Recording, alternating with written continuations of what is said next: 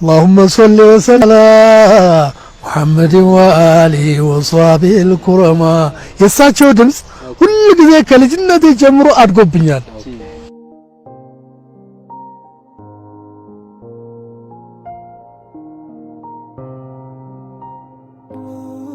ያን እኔ አሁን ግጥም የሚሰጠኝ ልጅ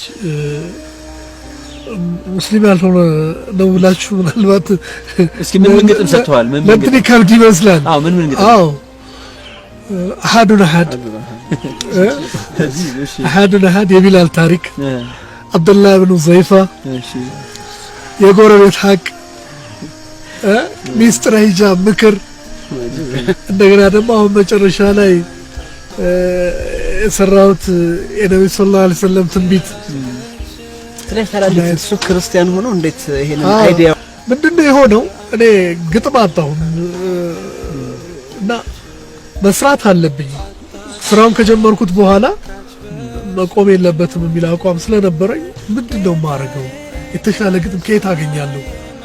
በየራሴ ጋር ብዙ 3 ቀን እንቅልፍ አልወሰደኝም ማለት እችላለሁ። ማለትም እየተኛው አሰብኩት። በኋላ ይሄ ሰው መጣልኝ መናባዩ ግጥም ግጠምልኝ ብስለው እሱ ሳቀብኝ። ምን ብዬ ነው ለአንተ ግጥም ገጥሞ? አንደኛ እኔ ሙስሊም አይደለሁም፣ ሁለተኛ ደግሞ የሃይማኖታዊ የሆነ ነገር ከባድ ነው እና እኔ አልሰራም ሲለኝ ግድ የለም እስኪ እና ብዬ ሀያቱ ሷሃባ ሰጥቼው ሄድኩኝ። ከተወሰነ ቀን በኋላ ከ13 ቀን በኋላ እስኪ አንድ ነገር ሞክሬያለሁኝ አለኝ። የሰራው አሐዱን አሐድ የሚለውን ግጥም ነው።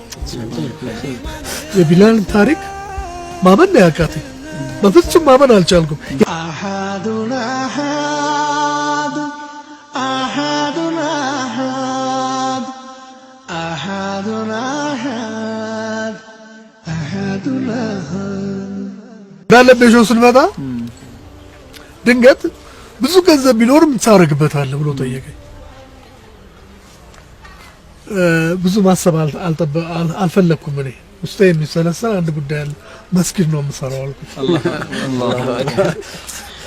እና እዛን ጊዜ ፊት ለፊት የነበሩ ሰዎች አሉ ጊዜው ደረሰና ዛሬ በተለያየ መንገድ መስጊድ ለማሰራት በሚደረጉ እንቅስቃሴዎች እጅ ያለበት አልহামዱሊላህ እና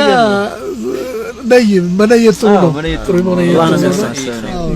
ምን ያሰብክ ይሆን የዋህ ሀበሻ ሱብሃንአላህ ከሪም ያ መውላ ደርሷል ቀርቧል ቀኑ በላ አስተግፊሩላህ ሱብሃንአላህ ከሪም ያ መውላ ደርሷል ቀርቧል ቀኑ በላ አስተግፊሩላህ